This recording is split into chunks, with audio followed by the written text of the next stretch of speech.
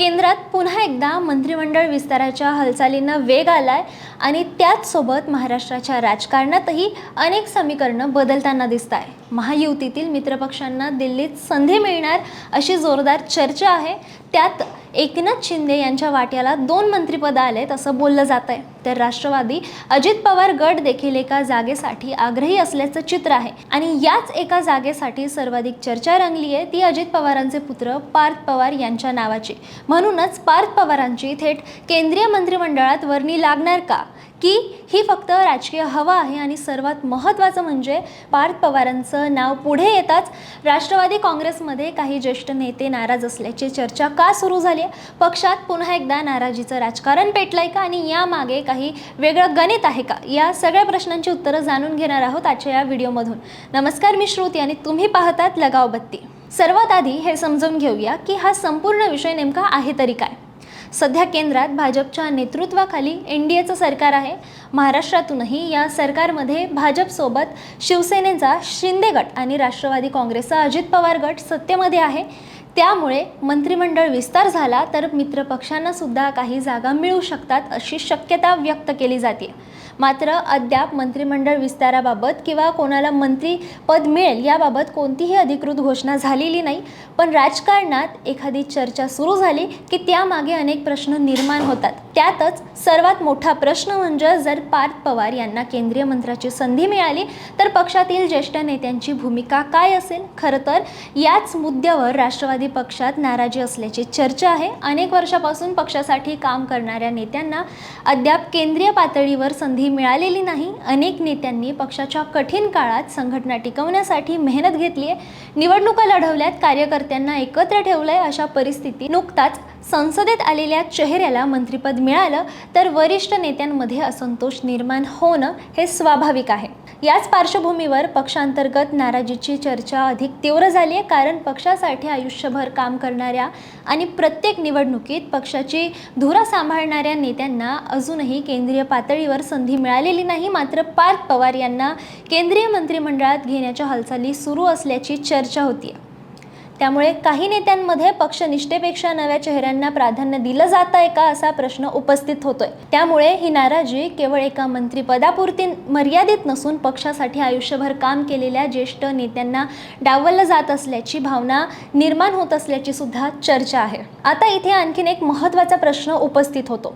जर राष्ट्रवादीला केंद्रात फक्त एकच मंत्रिपद मिळालं तर नेमकं ते कोणाला मिळणार? कारण पक्षाकडे आधीपासूनच प्रफुल्ल पटेल आणि सुनील तटकरे यांच्यासारखे अनुभवी नेते आहेत। प्रफुल्ल पटेल यांनी यापूर्वी केंद्रीय कॅबिनेट मंत्री म्हणून काम केलं आहे, तर सुनील तटकरे हे पक्षाचे प्रदेशाध्यक्ष आहेत। ते अनेक वर्षांपासून संघटना आणि संसदीय राजकारणात सक्रिय आहेत। त्यामुळे जर या दोघांना डावलून पार्थ पवार यांना हे मंत्रिपद दिलं तर पक्षातील असंतोष आणखीन वाढू शकतो अशी सुद्धा राजकीय वर्तुळामध्ये मोठी चर्चा आहे। दुसरीकडे जर प्रफुल्ल पटेल किंवा सुनील तटकरे यांच्यापैकी एखाद्याला जर ही संधी दिली गेली तर पक्षाचं अनुभवी नेतृत्व केंद्रात प्रतिनिधित्व करेल, पण मग पुढच्या पिढीच्या नेतृत्व राष्ट्रीय स्तरावर पुढे आणण्यासाठी काही काळाची वाट पाहावी लागू शकते। त्यामुळे हा निर्णय केवळ एका मंत्रिपदाचा नसून राष्ट्रवादीच्या भविष्यातील नेतृत्वाचा आणि पक्षातील अंतर्गत समतोलाचा देखील आहे। आता दुसरा महत्त्वाचा मुद्दा म्हणजे संख्याबळानुसार राष्ट्रवादी काँग्रेसला केंद्रात मंत्रिपद मिळण्याची शक्यता आहे का? गेल्या लोकसभा निवडणुकीनंतर अजित पवार यांच्या राष्ट्रवादी काँग्रेसचं संख्याबळ मर्यादित आहे। 2024 मध्ये पक्षाने अपेक्षित यश मिळवलं नव्हतं। त्यावेळी एनडीएकडून राष्ट्रवादीला केंद्रीय राज्यमंत्री अर्थात मिनिस्टर ऑफ स्टेट पदाची ऑफर देण्यात आली होती। मात्र प्रफुल्ल पटेल यांच्यासारख्या ज्येष्ठ नेत्याला यापूर्वी केंद्रीय कॅबिनेट मंत्री म्हणून काम करण्याचा अनुभव होता, त्यामुळे पक्षाने ती ऑफर नाकारली आणि कॅबिनेट दर्जाच्या मंत्रिपदाची मागणी केली होती। म्हणजेच राष्ट्रवादीकडे सध्या केंद्रात एकही मंत्रिपद नाही, तर दुसरीकडे महाराष्ट्र सरकारमध्ये सुनेत्रा पवार उपमुख्यमंत्री आहेत आणि राष्ट्रवादीकडे अनेक मंत्रिपदं आहेत। त्यामुळे पक्षाला राज्यात सत्तेत चांगलं प्रतिनिधित्व मिळालं असलं तरी केंद्रामध्ये अद्याप प्रतिनिधित्व नाही आहे। त्यामुळे जर आता मंत्रिमंडळ विस्तार झाला आणि राष्ट्रवादीला एक जागा मिळाली तर त्या एका जागेवर कोणाची वर्णी लागते याकडे सर्वांचंच लक्ष लागलं आहे। आता प्रश्न येतो की पार्थ पवार यांनाच संधी मिळण्याची चर्चा का होते? तर त्यामागे एक राजकीय गणित असल्याचं सांगितलं जात आहे. प्रत्येक पक्षाला पुढच्या पिढीचं नेतृत्व तयार करावं लागतं. भाजप, शिवसेना, काँग्रेससह अनेक पक्षांमध्ये तरुण नेतृत्वाला संधी दिल्याची उदाहरणं आहेत. अशा परिस्थितीत राष्ट्रवादीला सुद्धा राष्ट्रीय पातळीवर एक नवा चेहरा पुढे आणण्याची गरज वाटू शकते.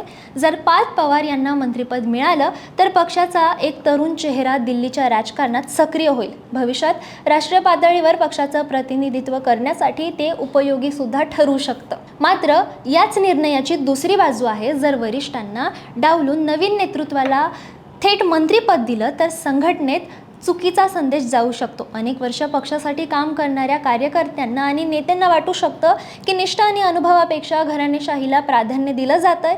ही भावना जर पक्षात निर्माण झाली तर त्याचा परिणाम संघटनेवर सुद्धा होऊ शकतो. त्यामुळे पक्षासाठी हा निर्णय तितका राजकीय आहे तितकाच संघटनात्मकदृष्ट्या सुद्धा महत्त्वाचा आहे. इथे आणखीन एक मुद्दा लक्षात घेण्यासारखा आहे. केंद्रातील मंत्रिपद फक्त इच्छा आहे म्हणून मिळत नाही. मित्रपक्षांचं संख्याबळ, एनडीएमधील राजकीय समतोल, प्रदेशनिहाय प्रतिनिधित्व, जाती आणि सामाजिक समीकरणं, तसंच पंतप्रधान आणि भाजप नेतृत्वाचं राजकीय गणित, या सर्व गोष्टी त्यामध्ये महत्त्वाच्या असतात. त्यामुळे राष्ट्रवादीला जागा मिळालीच तर ती कोणत्या दर्जाची असेल हे अत्यंत महत्त्वाचं आहे.